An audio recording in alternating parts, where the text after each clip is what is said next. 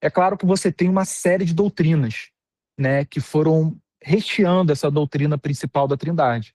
Né? O apóstolo Paulo fala sobre predestinação, eleição, fala sobre santificação, mas ao mesmo tempo, tudo isso está dentro de um contexto mais amplo, que seria o que ele teve a dizer sobre o Pai, sobre o Filho e agora sobre o Espírito Santo. Então, Efésios 1, verso 13, diz assim: nele também vocês. Então, ele começa a falar agora sobre outra pessoa.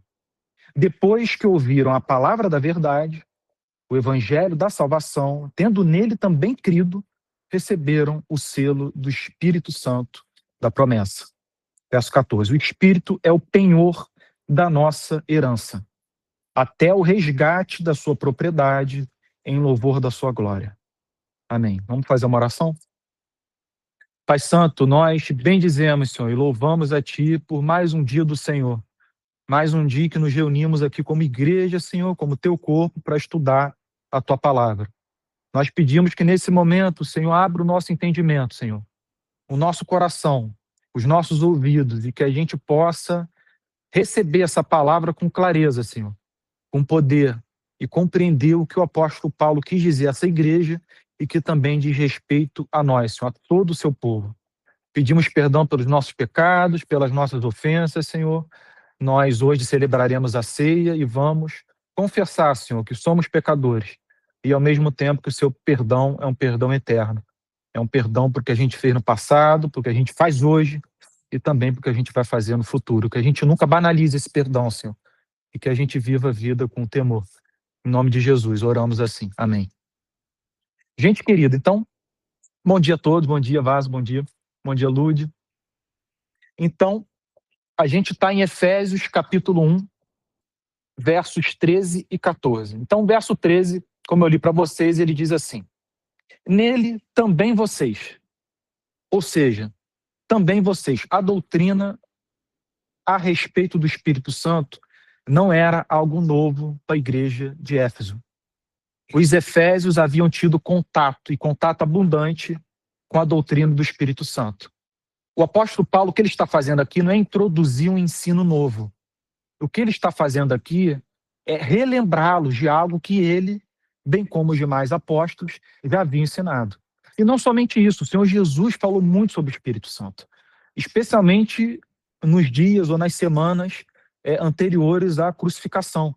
Se vocês pegarem João 14 ao 17, vocês vão ver Cristo falando muito sobre o Espírito Santo. Ele chama ele de Consolador, o Espírito da promessa, o Espírito de justiça, e ele diz que ele haveria de enviá-lo depois da sua morte e ressurreição. Então aqui o apóstolo Paulo não está introduzindo algo novo. Isso é importante por um motivo muito basilar. A igreja, o púlpito, né, o pregador e aqueles que foram incumbidos da tarefa de ensinar, de dar aula em EBD, classe de escola dominical, por aí adiante, classe de novos membros, eles não devem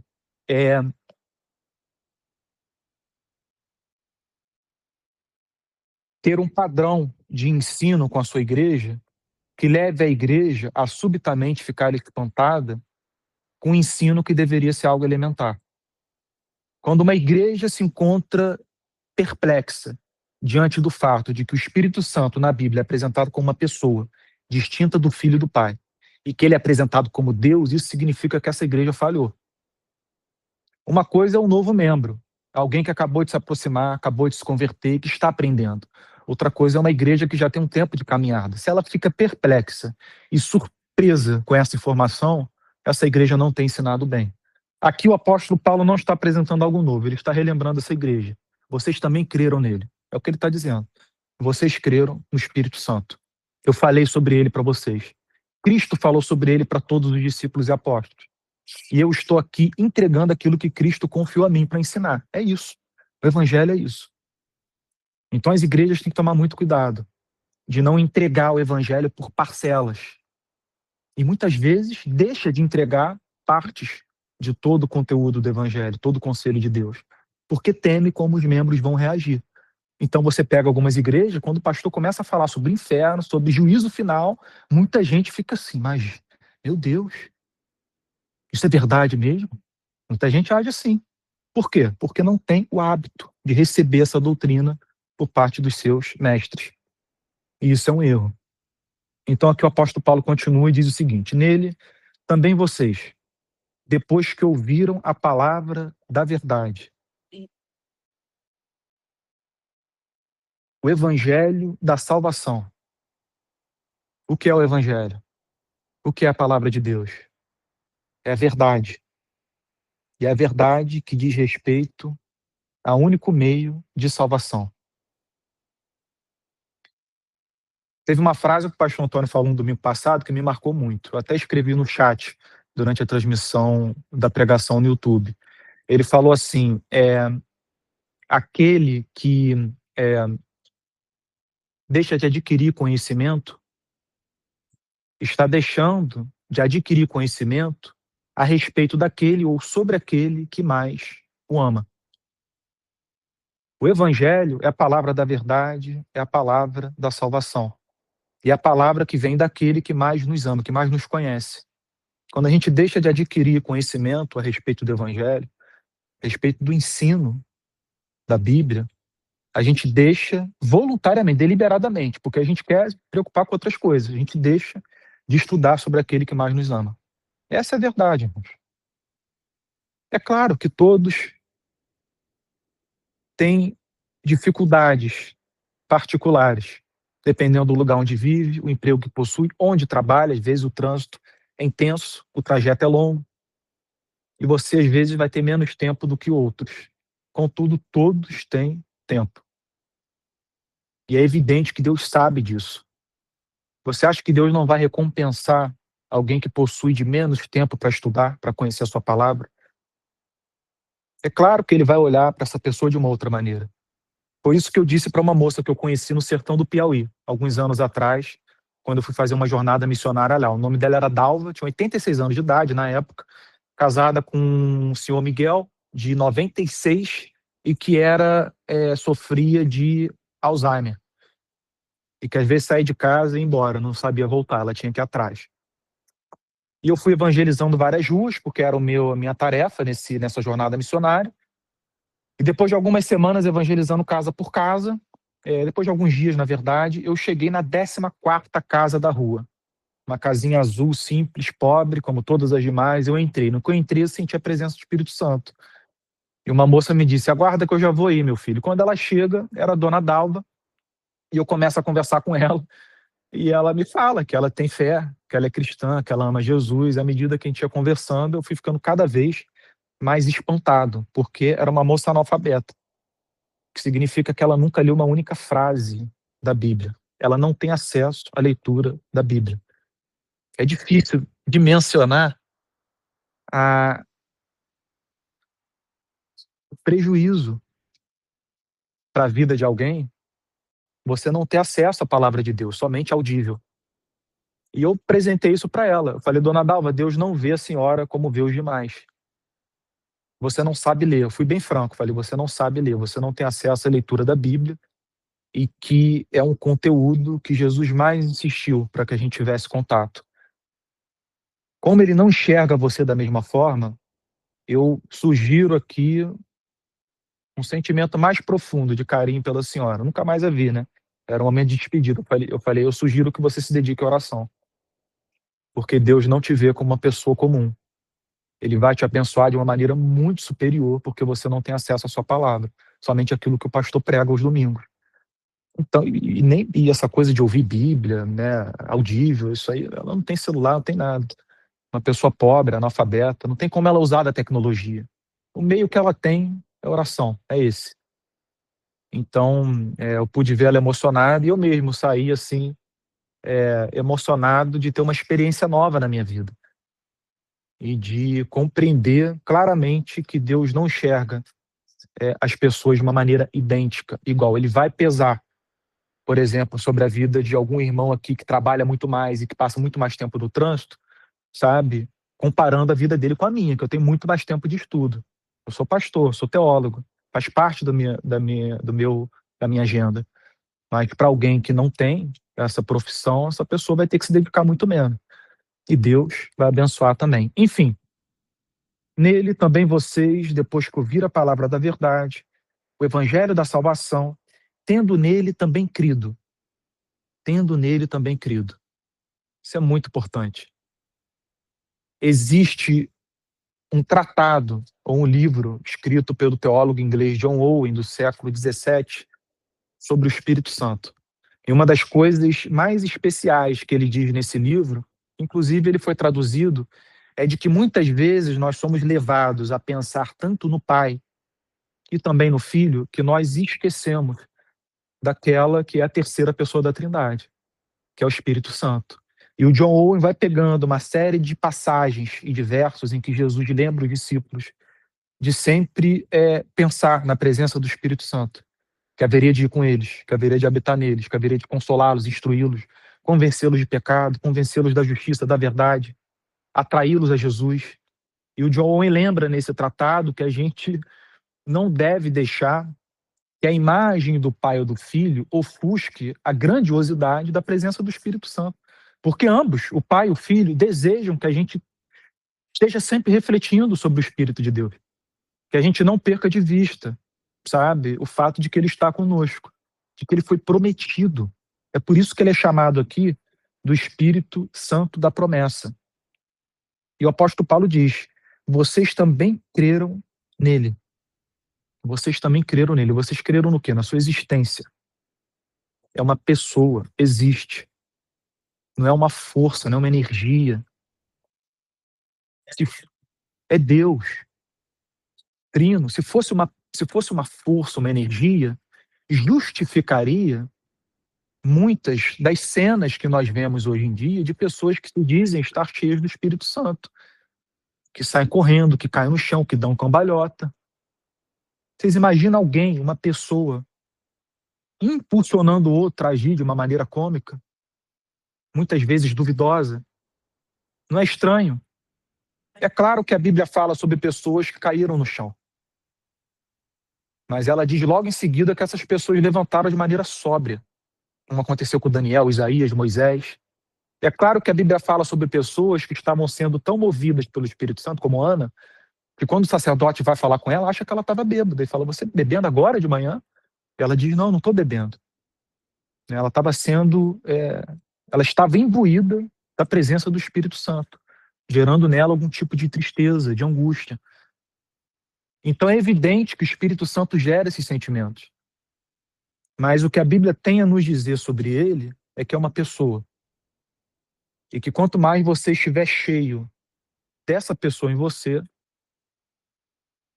mais você vai ver se manifestando na sua vida os frutos do Espírito Santo, que são absolutamente equilibrados. Uma coisa é ligada à outra. E quando o apóstolo Paulo vai descrevê-lo, ele descreve as coisas mais belas possíveis: amor, alegria, paz, longanimidade, fidelidade, benignidade, bondade, mansidão, e ele termina dizendo domínio próprio, domínio próprio. Quanto mais alguém estiver cheio do Espírito Santo, mais essas coisas vão se manifestar, especialmente o domínio próprio, que é aquilo que regula tudo, que não faz com que você seja alguém, sabe, cheio de animosidade, um comportamento assim duvidoso, mas alguém que as pessoas vão bater o olho e vão dizer: essa pessoa é sóbria, ela tem um pé no chão. Vocês estão lembrados da conversão do endemoniado de Gadara? Ele era um morador daquela região de Decápolis, constituída de 10 cidades. Jesus salta do barco no mar da Galileia, perto dessa região, e imediatamente esse demoniado vem. E o que os moradores contam é que esse homem ele vivia nu, preso por correntes, as quais ele quebrava, e andando, gritando pelos túmulos, no meio da noite, e se feria com pedras. Quando Jesus expulsa os demônios, esse homem se converte, ou seja, o Espírito Santo habita nele. Ele recebe o Espírito Santo. O que Jesus descreve, o que a Bíblia descreve ele fazendo? O que a Bíblia descreve que acontece? Os moradores chegam, olham para o endemoniado de Gadara e ele está sentado, vestido, em perfeito juízo. E o que eles fazem? Eles temem. Eles ficaram com medo. Era uma sobriedade tamanha que ele passou a ser visto como alguém mais sóbrio do que os normais. Isso foi o primeiro efeito da conversão. Então a gente tem que tomar muito cuidado quando a gente recebe esses conteúdos que estão em toda a internet de gente fazendo bizarrices, afirmando que está cheio do Espírito Santo. Não há evidência disso. Não há. A única evidência que há é subjetiva. É a pessoa dizendo, é Deus. Como você sabe? Se foi ela que disse. Você tem que usar a palavra de Deus. É o único meio. Não é o que eu professo que o Espírito Santo faz em mim que deve levar vocês a me darem crédito. É isso. E o que isso apresenta é muito diferente do que a gente tem visto. Então o apóstolo Paulo continua dizendo, o evangelho da salvação, tendo nele também crido, receberam o selo do Espírito Santo da promessa. Meu Deus, quanta informação. Em primeiro lugar, ele chama o Espírito Santo de selo. No passado, e até mesmo no passado mais recente, quando não havia forma de comunicação mais ágil, as pessoas se comunicavam por cartas. E era imprescindível que você colocasse um selo. Era identificação. Essa carta é de quem? Sabe? Eu não posso abrir a carta avulsa para saber de quem é. Tem que ter um selo. Especialmente se vier de alguma autoridade, de alguém da corte, alguém da realeza. Tem que vir com um selo, uma identificação. Quem foi que enviou essa carta? O apóstolo Paulo diz que o Espírito Santo ele é como um selo. Vocês imaginam a ideia de Deus selando o seu povo, selando o nosso coração, com o seu próprio dedo, sua própria digital, dizendo eles são meus. Assim como essa carta, assim como alguém que escreveu uma carta para uma pessoa que ama, a dobrou, inseriu no envelope, fechou e inseriu a sua insígnia ali, a sua imagem, mostrando que isso aqui pertence a mim. Pode falar, Lud. Não, só para completar, Pedro, que o selo, além de identificar, é uma garantia de que aquela carta primeiro tem autorização, né, para circular. Então essa garantia é interessante, que depois eu ia falar que é o penhor, né? Então é a nossa garantia de acesso, né, também. Sim. Esse selo. Além de ser uma forma de identificação, a Lud está lembrando que é a garantia de que a carta, por assim dizer, foi enviada por uma pessoa em que você pode dar credibilidade. Então, o apóstolo Paulo diz, vocês receberam o selo. É como se ele estivesse dizendo, vocês foram carimbados por Deus. Vocês receberam o seu toque. Vocês não são mais os mesmos.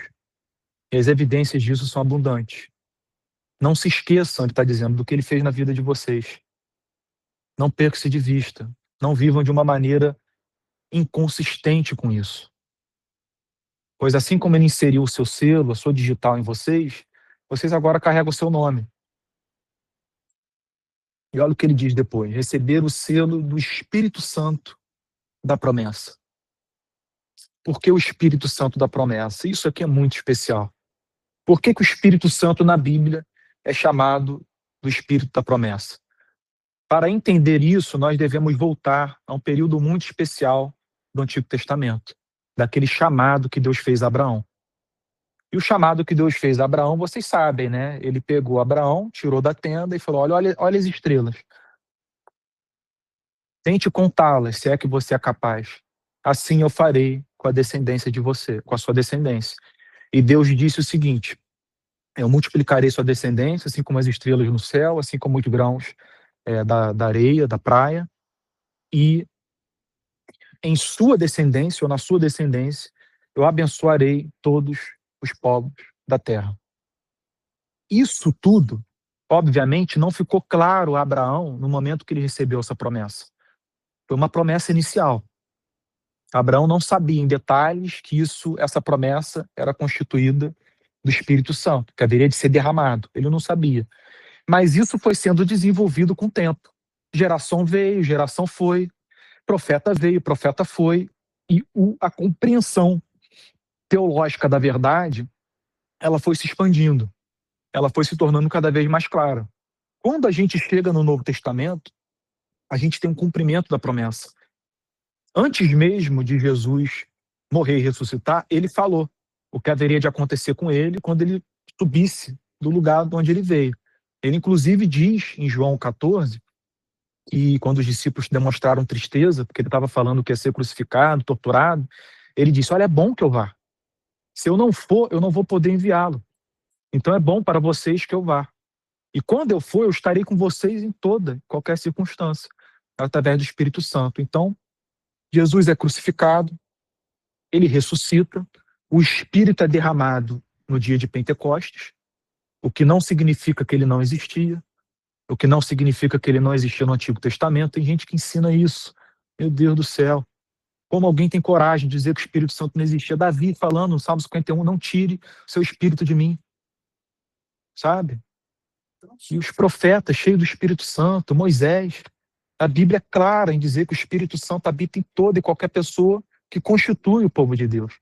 A única diferença do Antigo Testamento para o Novo é que no Novo essa promessa se cumpriu e ele foi derramado de uma maneira abundante. Né? As nações foram alcançadas, diferentes povos. Não era uma coisa mais especial, o povo judeu. Se espalhou para os gentios, para qualquer nação, para qualquer povo, qualquer região. Então, quando a gente chega no Pentecostes, a gente tem os apóstolos começando a falar com muita clareza, muita autoridade sobre o que aquilo tudo significou. E aqui o apóstolo Paulo está fazendo exatamente isso. Quando ele diz que o Espírito Santo é o selo e que ele é o Espírito Santo da promessa, e no verso 14 de que ele é o penhor da nossa herança, ele está dizendo, o que Deus prometeu a Abraão se cumpriu. Essa é a geração que nós vivemos. Nós estamos vivendo, diz o apóstolo Paulo, na geração em que o Espírito Santo foi derramado. Ele é como um selo. Ele foi aquilo que Deus prometeu a Abraão. E ele é o penhor da nossa herança. Pode falar, Marilza. Era entrar em detalhes aqui, né? Mas a grande verdade é que me parece que há uma eleição aí, né? Nós fomos eleitos, né? Sim. Sim. É como diz Paulo em Gálatas, de que a promessa foi feita a Abraão, mas os descendentes verdadeiros não são os descendentes étnicos. Os descendentes são os descendentes da fé que teve o pai Abraão. É uma coisa assim espiritual, é invisível. Não é porque a pessoa é judeu que a pessoa faz parte do povo de Deus. Isso não existe na Bíblia. O que existe é essa descendência espiritual. Nós temos uma ligação com Abraão, que é uma ligação de fé, né? Então, nesse sentido, sim, só recebe o Espírito Santo quem foi eleito. Agora, uma pergunta interessante pode entrar agora, nesse momento, né? Mas o Espírito Santo não tem relação com os demais, Pedro? E a Bíblia afirma que tem. Ele refreia pessoas, instrui pessoas, concede sabedoria, ele faz uma série de coisas, convence de pecado, ele faz uma série de coisas com aqueles que não são cristãos. Isso é impressionante. Se você pegar o Antigo Testamento, se você pegar o Antigo Testamento, no momento de construção da tenda do tabernáculo, e todas aquelas ferramentas, utensílios que haveriam de ser usados, a Bíblia diz claramente, o Espírito do Senhor concedeu sabedoria a pessoas para serem artífices, músicos. Gente, é impressionante. Esse verso, inclusive, essa passagem, ela dá brecha para que a gente entenda que qualquer dom, qualquer habilidade que um ser humano possua, veio de Deus. Não é uma coisa inata, não é mérito. Deus que concedeu. Isso é muito sério. E não somente isso, a Bíblia não somente afirma que o Espírito Santo concede habilidade, instrução, sabedoria, mas ele também refreia. Ele impede que o mundo ou que a pessoa seja tão má quanto ela poderia ser. Mas que evidência você tem disso, Pedro? Inúmeras. A Bíblia fala que o Espírito Santo referiu o rei Faraó, referiu Saul, o próprio povo hebreu. A Bíblia diz que o Espírito Santo, num determinado momento dos 40 anos de travessia do deserto, o Espírito Santo pelejou contra o povo, porque o povo estava em pecado. É uma coisa impressionante. É uma atuação pessoal com o mundo. Pode falar, Marilza. Não, eu queria aqui destacar a questão do ter o penhor do Espírito Santo, que é a garantia da salvação, né? Nossa, uma vez que eu me arrependo dos meus pecados, me volto para Cristo, eu o recebo como meu único e suficiente Salvador, eu passo a ter o penhor, essa garantia. E diferente é a caminhada em crescimento no Espírito Santo, que é ter cheio do Espírito Santo, que é o processo de santificação. Exatamente. Eu busco essa experiência pessoal com o Exatamente. Espírito Santo, né? E pessoas, ele se manifesta diferentemente em cada vida, né? Sim, perfeito. Então, você Uma coisa- houve experiências, como eu já até contei aqui, de uma amiga que vinha atravessando a ponte, dirigindo, e ela ouvindo louvores, e em um dado momento ela se viu falando em línguas estranhas. Sim, sim, E foi uma experiência tremenda, que a edificou profundamente. sim, Então, são experiências espirituais que nós devemos buscar na nossa intimidade com o Senhor. sim, exatamente. Eu concordo com você. E é aquilo, uma coisa é a pessoa ter recebido o Espírito Santo, ele habitar dentro dela, e outra coisa é a intensidade, o nível de caminho, o grau de comunhão que alguém possui, né? Uns, por imaturidade, por descuido, o entristecem mais do que outros.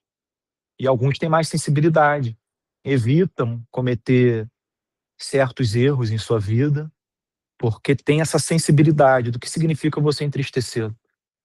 Né? Tem muito cristão que não quer passar por isso, porque sabe que é ruim. Eu garanto para vocês que Davi, depois do pecado com Batseba, depois que ele escreveu o Salmo 51, olha, ele deve ter andado depois daquela situação assim, ó, com medo de esmagar uma formiga, porque aquilo prejudicou muito, fez muito mal. E depois desses momentos difíceis que a gente passa na vida, a gente tem o nosso cuidado redobrado. É como você, por exemplo, juntou um dinheiro depois de muito tempo, comprou o carrinho que você estava precisando. O carro, ele significa muito para você. Você não tem dinheiro de sobra. Você juntou durante meses, anos, adquiriu o seu carro. Infelizmente, você sofreu um acidente. Foi descuidado, não olhou o retrovisor, bateu em alguém. Quando você pegar seu carro de novo depois do conserto, olha, você vai ter tanto cuidado com ele para não bater de novo, porque ele foi especial para você. Sabe? Foi difícil você consegui-lo. Usando essa metáfora só para mostrar para vocês que na caminhada com Deus, os tropeços muitas vezes podem nos fazer bem, sabe? Porque essa relação com o Espírito Santo é uma coisa orgânica. Não é através de métodos, não é um passe que você recebe do pregador, do profeta. Não é ele tirar o terno e fazer isso e todo mundo cair. Isso não existe. Isso não existe. É uma relação íntima, pessoal, invisível, e que nem todos desfrutam na mesma medida. É por isso que Jesus falou que a palavra de Deus pregada é como uma semente lançada no solo. E quando ela dá fruto, ela dá 100 por 1, a 60 por 1 e a 30 por 1. É diferente. Uns frutificam muito mais. É nosso dever lutar, sabe? Para ter uma vida, viver de uma maneira digna do Evangelho, glorificando a Deus. Então, a Marilza tem toda a razão. Agora, penhor. Vimos um pouco do que significa o Espírito Santo da promessa, e no verso 14, o apóstolo Paulo diz: o Espírito é o penhor. O que ele está dizendo aqui? E aqui eu vou fazer uma leve introdução, e na semana que vem a gente retoma. O que é o penhor? Por que essa metáfora seria tão importante para a igreja de Éfeso? Era uma cidade com um comércio muito bem desenvolvido, rica. Você desejar adquirir uma coisa e entregar algo antecipadamente como uma garantia era habitual. Todo mundo sabia o que significava. Quando o apóstolo Paulo fala que o Espírito Santo é o penhor, não restava dúvida nem sobre os mais jovens da igreja. Era Deus dizendo: eu adquiri esse povo, ele é meu. E a prova de que eu adquiri é que eu enviei o meu Espírito para ele. É uma garantia de que um dia eu voltarei e resgatei aquilo que eu comprei com meu próprio sangue. Aquilo que meu filho adquiriu com seu próprio sangue. É isso. O penhor é isso. Você quer adquirir algo, e a garantia que você vai oferecer à pessoa de que você vai adquirir aquilo em sua totalidade é essa primeira parcela. E é assim, essa é a metáfora que o apóstolo Paulo usa para mostrar a grandiosidade, sabe, dessa herança que Deus reservou para nós. É o envio do Espírito Santo. Não há nada mais importante do que isso, gente. Olha, não há riqueza, não há bem material que ele possa te conceder. O mais importante, ele já nos concedeu. A questão é que nem todos têm a consciência, nem todos entendem a grandiosidade do que significa você ter o Espírito Santo habitando dentro de si. E é por isso que quando a gente lê as epístolas, a gente vê os apóstolos mencionando isso com tanta frequência. Porque o desejo dos apóstolos, de todos, Pedro, Tiago, João, Paulo, o desejo deles era de desacortinar aquilo que muitas vezes os irmãos em Cristo não conseguiam ver, por causa das pressões da vida, das dificuldades, das tribulações, da ansiedade. Então, o desejo dos apóstolos era tirar a cortina do teatro e mostrar todo aquele cenário, para que a igreja nunca perdesse de vista que ela tem 1000 motivos para ser alegre, para estar contente, para não reclamar, para não murmurar, para ser grato, sabe? São motivos de sobra. E que diante de todo esse cenário, daquilo que Deus prometeu para nós, você duvidar, você murmurar, você reclamar, você ficar descontente, amargo, ácido, é pecado, gente. É incredulidade. Então, por isso que os apóstolos enfatizavam tanto, né, esse tipo de ensino. E a gente vê especialmente o apóstolo Paulo, ele menciona muito o Espírito Santo em suas epístolas. E aqui, eu não vou finalizar todo esse verso 14, porque a nossa EBD ela não tem muito tempo, né, ela é bem curtinha. Mas, gente, o Espírito é o penhor da nossa herança. Na semana que vem, eu vou pegar a segunda metade desse verso, até o resgate da sua propriedade em louvor da sua glória. Esse verso é digno de 2 aulas. Então a gente vai voltar a ele na semana que vem. Alguém tem alguma dúvida antes da gente encerrar? Alguém quer fazer uma participação? Eu vou apenas compartilhar. Uhum. Ele vai chegar daqui a pouco. Meu filho Esdras. Sim. Esdras,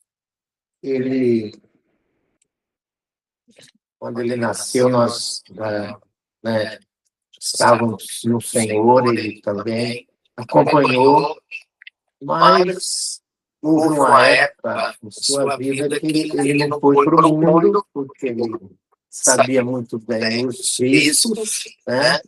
Ele tinha conhecimento disso, mas também ele não estava assim, ele ia à igreja. Todos vão à igreja, voltam. E ele ficou nessa situação por algum tempo. Um dia, ele estava dirigindo, né, assim, sozinho mesmo, nem a esposa estava com ele. Ele estava dirigindo, mas uma rodovia até um pouco longa. Aí, de repente, ele parou o carro, né? Levado por Deus, né? Ele parou o carro e aí o Espírito Santo visitou ele poderosamente. Ele teve uma crise de choro, mais de choro.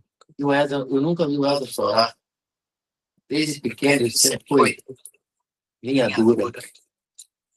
Mas uma crise de choro. Até a primeira pessoa que foi falar, vai falar com a mãe dele depois, né? Mas uma crise de choro tão grande. E essa é a razão dele estar aqui com a gente hoje. Daqui a pouco ele chega. Ele mora em Botafogo, demora muito. Ele não perde ele se assiste depois. Mas é a razão dele estar aqui hoje. Ele ouviu também o pastor Antônio, se apaixonou pelo pastor Antônio, pelas pregações do pastor Antônio, surpreendeu o pastor Antônio, porque um dia ele se identificou e falou: você está aqui por causa de mim? Estou sim. Ele está aqui com a gente até hoje. Logo mais ele está aqui também. Estou ao Senhor. Amém. É uma experiência, né? Foi. Tocante.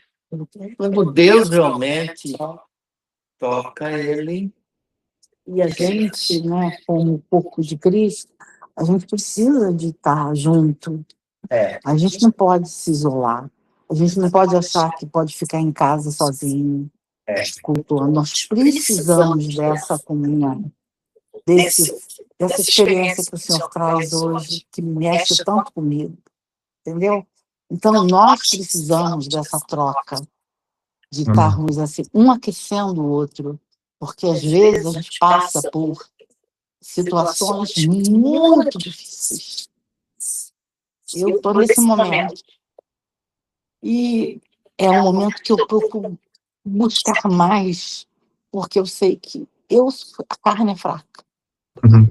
Então, a gente precisa muito de estar em comunhão no corpo de Cristo, para esse fortalecimento. Amém. Né? É verdade. Tá na igreja, está participando da ceia do Senhor, está participando realmente, né? Não achar que pode ficar em casa isolado, sozinho, só assistindo pelas redes sociais. Não dá conta, porque a nossa humanidade ela é frágil, muito frágil. Né? Maria, você falou que eu estou lembrando daquela passagem de Ló, e você falou, você separou de Abraão, então, né? Ele morava em tendas. Ele foi para Sodoma, ele abandonou as tendas e começou a morar em casa, dentro de Sodoma. Olha que interessante, muita gente para analisar sobre isso. Porque ele abandonou as tendas. Abraão continuou sendo peregrino, ele não. Ele se estabeleceu dentro de Sodoma. Era incrédulo pela história. Pode, claro. Se a Maíra falou, está no Salmo 133, no capítulo 1, versículo 1. Pouco suave com doce que os irmãos de Daniel. O fim desse versículo diz assim, porque sobre é como o óleo precioso que desce da cabeça sobre a barba de Arão, e que desce ao óleo dos seus vestidos, como um varejo bom que desce sobre os montes de Sião, porque ali o Senhor ordena a bênção e a vida para sempre. Essa vida para sempre é a vida eterna. Quando a gente está reunido, o Senhor confirma entre nós essa bênção. E é bom e suave, para ele é suave. Que coisa maravilhosa, que é suave para a gente. Minha coisa foi suave. O Senhor distrair foi suave. Ele acha tudo bom, que ele sabe tudo que ele faz é bom. Ele acha suave. A gente esteja unido, que ali pega essa bênção. E toda vez que a gente está unido, está reunido, essa coisa está sendo ordenando a bênção. Amém. Posso sugerir que a nossa irmã ore por nós agora no final? Claro, você deseja orar? Não, você. Sim, vamos. Queria que você orasse por todos nós. Vamos encerrar com uma oração, então. Dá tempo. Senhor Deus e Pai, Todo-Poderoso, Criador do céu e da terra, neste momento, Senhor, através do teu Santo Espírito, nós entramos na tua presença, Senhor, com o selo do teu Filho amado, Jesus Cristo, nos colocando, Senhor, no teu altar. Todos, Senhor, estamos nesse momento com nossos corações de joelho no teu altar, agradecendo em primeiro lugar pela tua misericórdia em ter nos separado, nos eleito um dia, sem que nós não ainda havíamos nascido e sem merecimento, porque até hoje não merecemos nada. Mas, Senhor, a tua graça, o teu amor, a tua misericórdia, a tua intenção para sobre nós, na nossa vida, tem sido uma coisa constante e mais ainda quando estamos reunidos, porque sentimos a tua presença. Ó Senhor, é assim que nós queremos viver, unidos, Senhor, mesmo que estamos separados de nossas casas, mas que o nosso espírito esteja, Senhor, em conformidade com o teu Santo Espírito, unido, Senhor, pelo teu amor, pela tua palavra. E assim, Senhor, nós esperamos a tua volta, Senhor. E que naquele dia que tu voltasse, Senhor, e que nós ouvimos a trombeta, Senhor, será maravilhoso para nós. Nós esperamos por esse dia. Desejamos que esse dia, Senhor, seja o mais breve possível, mas contudo seja feita a tua vontade. Cada um aqui, Senhor, sinta, Senhor, parte do teu corpo, para que estejamos juntos, a fim de que o teu corpo não seja sacrificado por nós. Senhor, com divisão, com dissensão, com qualquer coisa assim. Una-nos, Senhor, pelo teu Santo Espírito, Nós clamamos e te agradecemos. Agradecemos pelo privilégio de fazermos parte do teu povo, Senhor. Muito obrigada, Jesus. Em teu nome, amado, das nossas vidas, nós clamamos por tudo isso que nós falamos aqui, colocamos no teu altar e agradecidos, Senhor, que sabemos que tu estás pronto, Senhor, a nos abençoar a cada instante. Obrigada, Senhor. Em nome de Jesus, proteja cada um de nós. Amém. Amém. Amém. Gente querida, eu vou encerrar então a aula hoje, para a gente poder ter alguns minutos de café e entrar para o nosso culto. Hoje é dia de ceia também. Então, desejo que Deus abençoe muito vocês nesse domingo, especialmente vocês que estão em casa, que têm o desejo de comparecer, mas que infelizmente moram longe, né?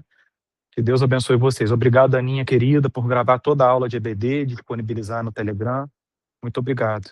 Então, vou encerrar aqui e a gente vai para o cafezinho da manhã. Tá? Um abraço para vocês, gente.